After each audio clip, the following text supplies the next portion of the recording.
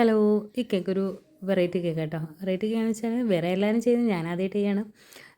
എന്ന് വെച്ചാൽ വീട്ടിൽ കുട്ടിയുടെ അമ്മയുടെയും ബ്രദറിൻ്റെയും ബർത്ത്ഡേ ആണ്. അപ്പോഴത്തേക്കും രണ്ടുപേർക്കും കേക്ക് വേണം. ആദ്യം എൻ്റെ ഹാഫ് കെ ജി രണ്ടെണ്ണമാണ് പറഞ്ഞത്.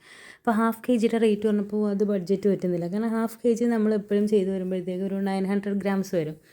ഒരു മിക്ക ഹോം ബേക്കേഴ്സും അങ്ങനെ തന്നെയാണെന്ന് തോന്നുന്നു. കാരണം ഒരു 6 ഇഞ്ചിൽ 3 ലെയർ കട്ട് ചെയ്ത് ക്രീം ചെയ്ത് വരുമ്പോഴത്തേക്കും എന്തായാലും 900 ഗ്രാമിനടുത്ത് വരാറുണ്ട്. മിക്കവാറും ചിലപ്പോൾ അതിന് മുകളിൽ 1 കിലോയ്ക്കൊക്കെ അടുത്ത് വന്നിട്ടുമുണ്ട് എനിക്ക്.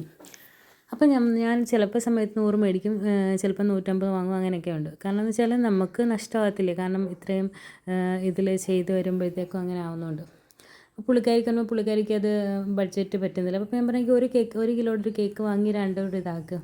അപ്പോൾ എന്നാലും പറ്റത്തില്ല. അപ്പോൾ പറഞ്ഞു ചേച്ചി എനിക്ക് ഒരു കേക്ക് രണ്ടായിട്ട് കട്ട് ചെയ്ത് രണ്ടായിട്ട് ഒരു ഇതിൽ തന്നെ രണ്ടെണ്ണം വെച്ച് ചെയ്ത് തരാമെന്ന് ചോദിച്ചു. അപ്പോൾ ഞാൻ പറഞ്ഞു ആദ്യം ഞാൻ ഓക്കെ എന്നൊക്കെ പറഞ്ഞു. അപ്പോൾ ഞാൻ സിമ്പിളായിരിക്കുന്നു, പക്ഷേ കട്ട് ചെയ്ത് ക്രീമൊക്കെ ചെയ്ത് വന്നപ്പോൾ മനസ്സിലായില്ല വിചാരിച്ച പോലെ അത്ര എളുപ്പമുള്ള കാര്യമില്ലെന്ന്. കാരണം 2 ബേസിലാണ് ചെയ്തിട്ട് ഒന്നിച്ചെടുത്ത് വെച്ചപ്പോഴത്തേക്കും മനസ്സിലായി ഒരെണ്ണത്തിന് ഇച്ചിരി ഹൈറ്റ് കൂടുതലും ഒരെണ്ണത്തിന് ഹൈറ്റ് കുറവും.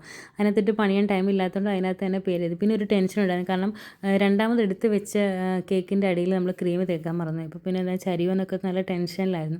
അപ്പോൾ കേക്ക് നമുക്ക് ഡെലിവറി ചെയ്യണമായിരുന്നു. കേക്കും കൊണ്ടുപോയി അവിടെ ചെന്നപ്പം ഒരു ഉള്ളാപ്പ് ഏരിയ മഴയും വെള്ളം കാരണം നല്ല അവരുടെ വീട്ടിലോട്ട് പോകാൻ പറ്റത്തില്ല. പിന്നെ ആ കുട്ടി വിളിച്ചപ്പോൾ അത് വന്നപ്പോൾ എനിക്ക് നല്ല ടെൻഷൻ. അതിങ്ങനെ കേക്ക് വലിയ അപ്പോൾ ഞാൻ പറഞ്ഞു ചരിക്കൊക്കെ കൊണ്ടുപോകണേന്ന് പറഞ്ഞു. ആൾ കൊണ്ടുപോയി.